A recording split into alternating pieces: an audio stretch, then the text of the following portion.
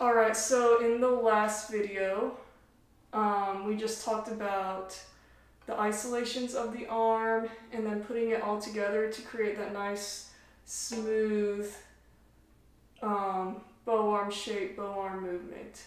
So the next thing you want to do with that is make sure that when you're bowing, everything is straight and your bow is perpendicular to the string.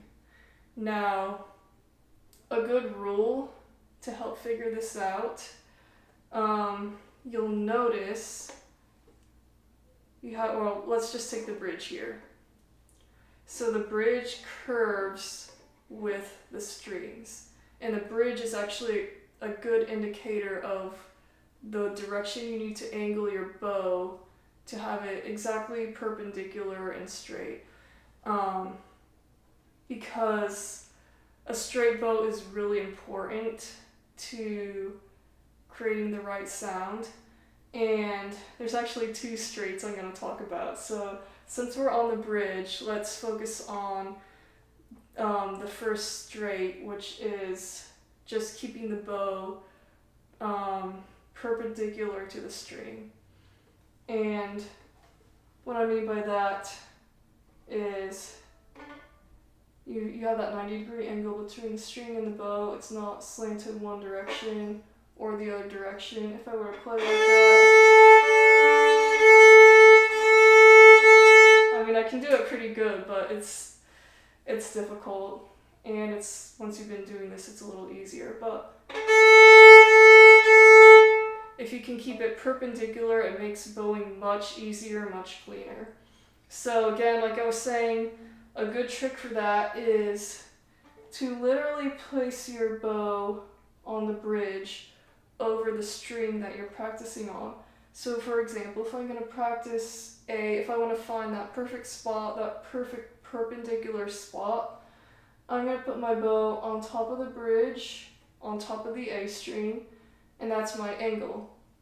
Now what I can do is just very gently, very lightly, because I don't want to ruin my bow, just kind of gently and lightly draw down, making sure that my hair is staying on the bridge. And then I'm going to go back up.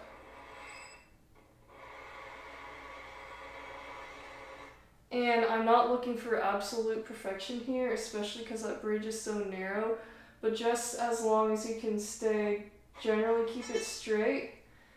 And one thing I always like to say, the sound is the ultimate determiner. So if it sounds good, you're probably doing it right. If it sounds scratchy, inconsistent, if it doesn't sound great, that means you probably have to change something. And there are many different things you can change, but the straightness is one of the big contributors to a nice clean sound. So again, I could take that on the E string, D string, G, and just practice drawing the bow on top of the bridge for every string. And that's going to help me figure out how I need to angle my arm, my elbow, to get that right, to get it perpendicular to the string for each one I'm playing. Yeah, so keeping the bow straight, and then once you've done that, once you're pretty solid with what angle you need to be at, you can start by using the bridge to angle your bow, transfer it over, and then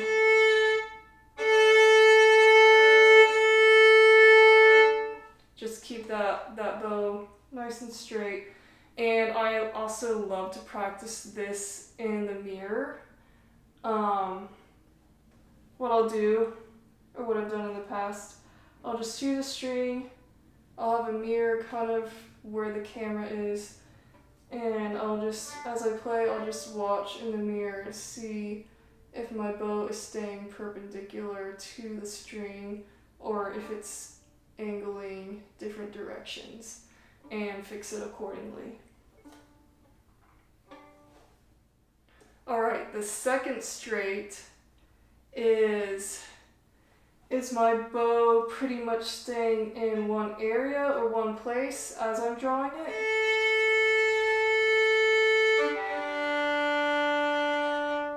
Or is it kind of like moving?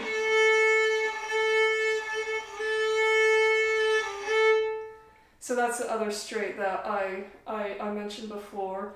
When you're playing, we're not just keeping it perpendicular, we're also making sure it's not sliding up and down, but that we're keeping it generally in one spot.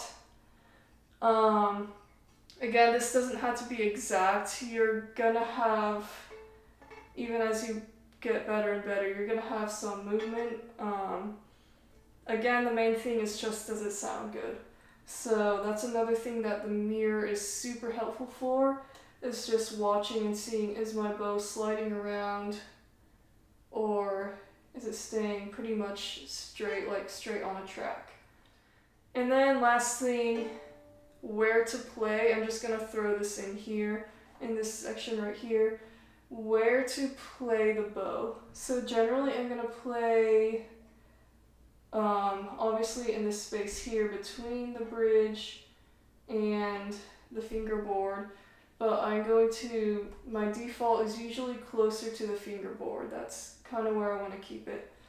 But if you want to make the sound a little softer, a little lighter, you can move it up towards the fingerboard a little bit. So for example, my normal spot